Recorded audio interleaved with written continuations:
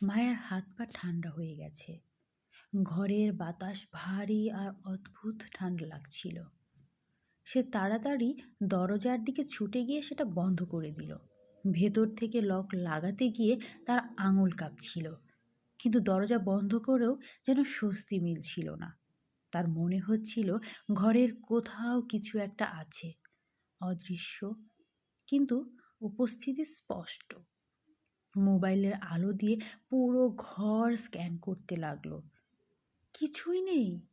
ফার্নিচারগুলো একদম স্বাভাবিক, ছায়াটা যেন মাটির সাথে মিশে গেছে।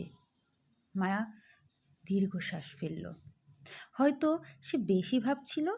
মোমবাতি খুঁজে বের করলো, জ্বালালো আর মোবাইলটা বন্ধ করলো। হালকা আলোয় ঘরটা একটু স্বস্তিকর লাগছিল। কিন্তু ঠিক তখনই তার পেছনে একটা শব্দ হলো, একটা চাপা নিঃশ্বাসের মতো। সে ধীরে ধীরে ঘুরে দাঁড়ালো।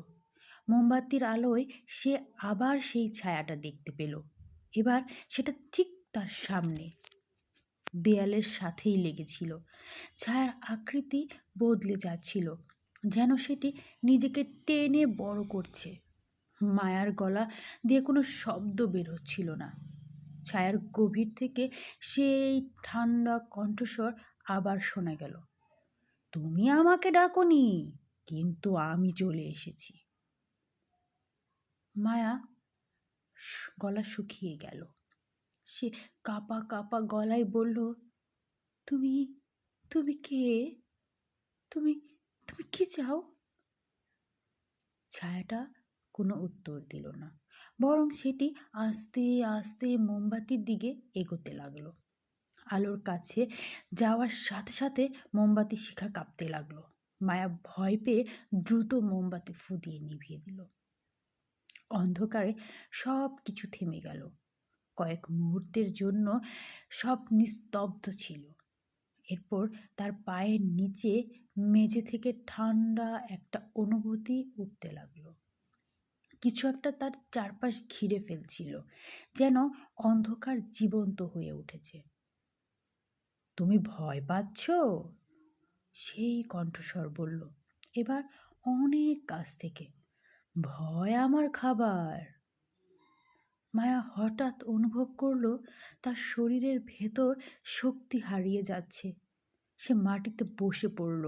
তার চোখে পানি চলে এলো। তার মনের ভিতর একটাই কথা বাজছিল, আমি কি এখান থেকে বাঁচতে পারবো?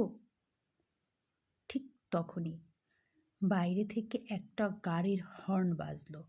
সেই শব্দ অন্ধকারকে চিরে দিল। ছায়াটা মুহূর্তের মধ্যেই সরে গেল। ঘর আবার নীরব হয়ে গেল।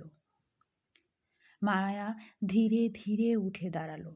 ঘরের ভেতর আবার আলো ফিরিয়ে আনলো, কিন্তু তার মনে একটা অদ্ভুত অনুভূতি রয়ে গেল। সে জানতো এই ছায়া আবার ফিরে আসবে।